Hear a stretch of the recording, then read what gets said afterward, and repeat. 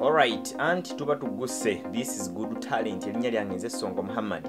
Tuba tuze tukuwa amawulire ag'enjawulo gaki agatambula mu ggwanga Uganda. Olunaku lwaleero ate agatubere nga tetuyitako tugenda yitako mpola ku kibiina kya NUP ate tubere nga tulaba ne ba producer ki ekigenda mu maaso ma producer b'eggwanga lyaffe erya Uganda. Yes, ba producers balina sente ze balwaniriza omukulu General Salim Sale.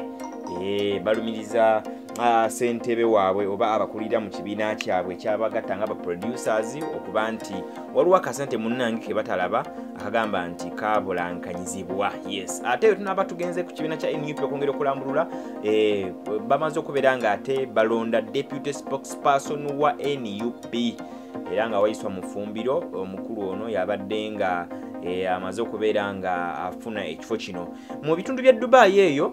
Mwana mulenzi Derek wa radio ne muninkini we munna yakipata yatambulidde ddala bulungi nnyo. Abaana beeraze love yakipata yatambulidde ddala bulungi nnyo. Katusimbule temuvaawo tuli ku good talent. Yes,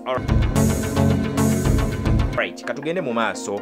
Twagala tubeera ate nga tusooka tubatuusaako mu entertainment munnanga ate abayimbi ab'eggwanga Uganda. Muyimbi waba akola oluyimba alina okubeera nga atayitako ewa producer, agenda kuwa producer we ne babeera nga ate bayiyamu awe mento kagoma kiki ne babeera nga ate bagenda maaso okulaba nga bakola oluyimba ne balufulumya nga lw'amaanyi nnyo nnyini ddala. Kakati munnange ba producers abakola ennyimba z'abayimbi balina ekibiina ekibagatta bo nga ba producer balina munnange ekibiina ekibagatta okulaba nga ate bakuba omuziki n'omubali.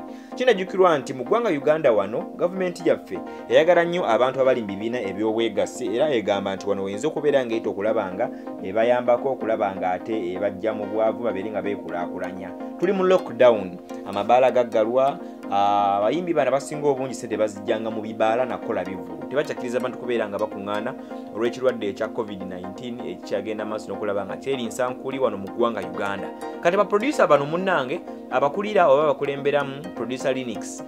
Producer Linux ono munnange yakulembera ekibiina kino naye ba producer abamu bavudde ne babeera nga bamusongamu ennwe nga bamulumiriza okubeera nti waliwo ssente zaabulankanyizibwa nga ssente zino zaava ew'omukulu General Salim Sale mu bitundu by'eggulu eyo nti abamu balunda ebitundu by'eggulu ne babeera nga babatera akasente ku akawunti ne miliyoni ezisukka 30 bagamba nti ezimanyiddwako mayitire.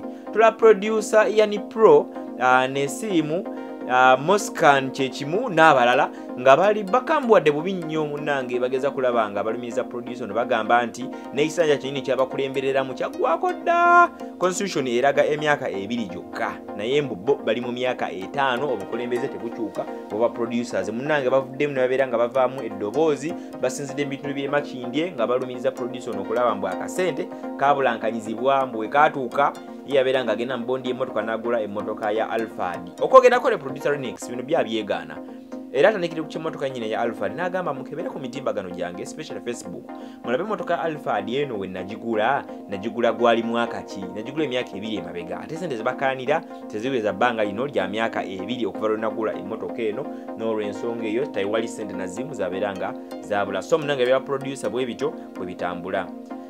Katubere nga ate tweyongerayo mu maaso ku kibiina kya NUP National Unity Platform. National Unity Platform eno munnange ng'ekulemberwa omukulu Robert Kyagulanyi Ssentamu erina spokesperson gwe tumanyi obulungi ennyo Sekamwa omwogezi w'ekibiina kino omukulu Joel Ssenyonyi ng'ono ne mubaka wa parliament okuva mu bitundu eby'Ennakawa omunnange yabadde omwogezi w'ekibiina kino obeera yakyaliwo newankubadde kati ate ebitiibwa bingi ate mubaka wa parliament ono atandika okubeera omwogezi w'ekibiina kino okuva nga kyali kisinde ekya People Power ate oluvannyuma ne kibeera nga kijja kifuuke ekibiina.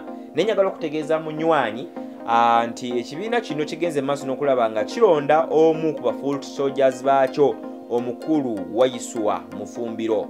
Wayiswa Mufumbiro ono munnange agenze maaso n'okulaba nga ate afuna ekifo ky'okubeera nga yamyuka omukulu Joel Ssenyonyi ye deputy spokesperson wa National Unity Platform oba kiyite NUP ekibiina kino nga ebitebe byakyo biri side awo mu bitundu by'e Kamwokya. Ekibiina ky'amaanyi batunuulira oludda olwa opposition ekibiina kya NUP kyeki alina ababaka abasinga obungi mu parliament bali ababaka obazi bali 68 69 kyekina ababaka abangi mu parliament era kyekina leader of opposition mu parliament nekiroka kibeera nga kigenda maaso n'okulaba nga kigobererwa ebibiina ebirala. So munnange olunaku lwaleero kigenze maaso n'okulaba nga kiwanda eddosuuku mukulu Wayiswa Alex Mufumbiro ono nga kati yamyuka omwogezi w'ekibiina ekya NUP Kongs Blood side eyo.